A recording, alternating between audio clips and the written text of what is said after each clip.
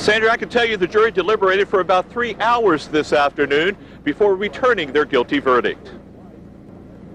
We, the jury, find the defendant, Sandy Martin Cook, guilty beyond a reasonable doubt of sexual assault in the 3rd degree.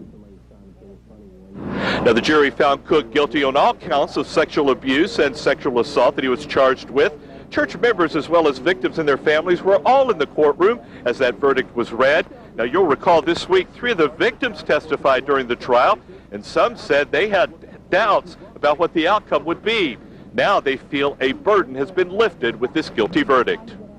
I'm quite relieved, I know that the next few months will probably be the hardest, knowing that it's over and that I can try to get on with my life and try to become a better person.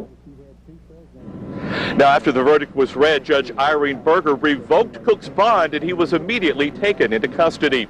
A sentencing date has not yet been set. With local news live here in Charleston, Gil McClanahan, 13 News. For tonight, Gil, as people are trying to dry out, I guess.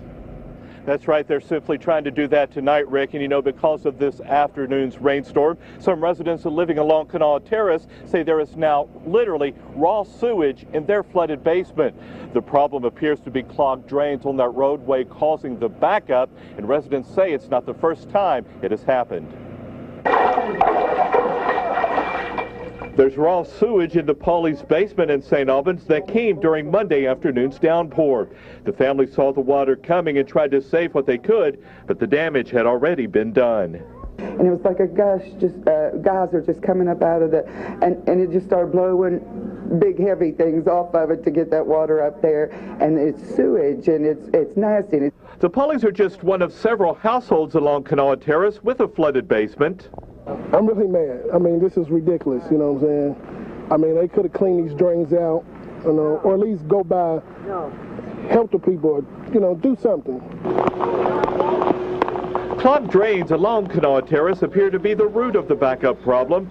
Flash flooding closed a section of the roadway as one man took matters in his own hands to unclog the drains so the waters would recede. Somebody's got to come out here and undo the drains. So I did it, and I guess it was me today. This is the second time in 2 weeks this area has flooded, leaving residents to worry what will happen when the next big rain comes their way.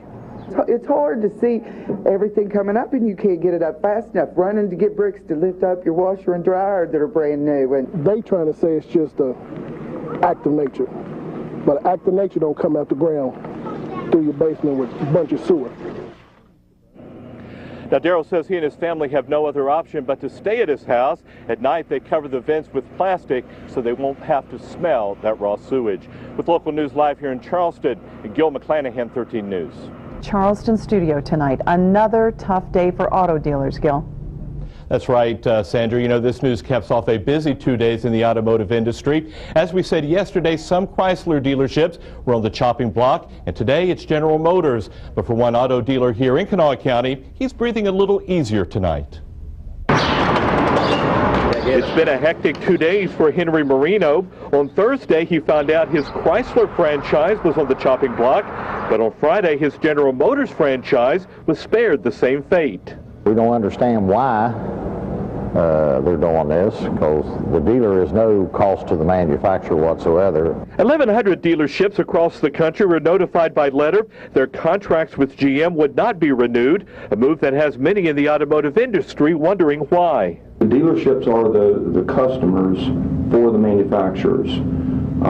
The buying public, the people that buy the cars are our customers. We're talking about people that have absolutely no experience in our industry.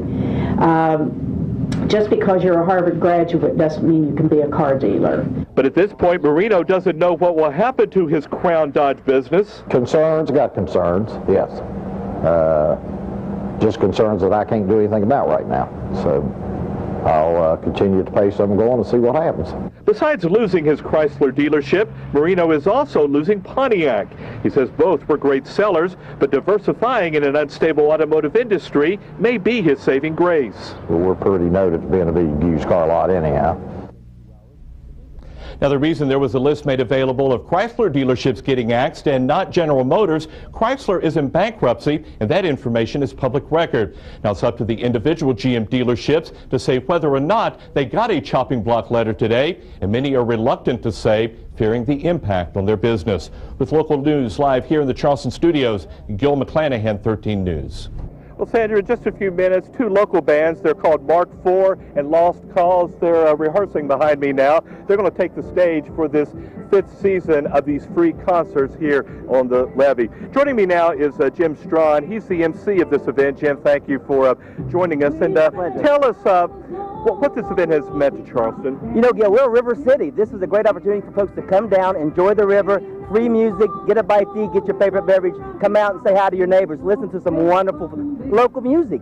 Now, we're listening to an old bluegrass song. Right. If somebody doesn't like bluegrass, how do you accommodate the variety of musical tastes? Well, yeah, the committee works year-round very hard to get a wide range of music. If this is not your cup of tea tonight, just pay attention to the next 7 weeks, and I'm sure you'll like something. But if nothing else, just come out, enjoy the fresh air, and enjoy the music.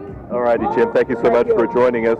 And now this event usually lasts until Labor Day, but this year's concerts will end on July the 3rd. That's a retractable canopy can be built over the concrete seating here at Head Riverfront Park, so those hot summer nights won't seem so hot anymore. With local news live here in Charleston, Gil McClanahan, 13 News.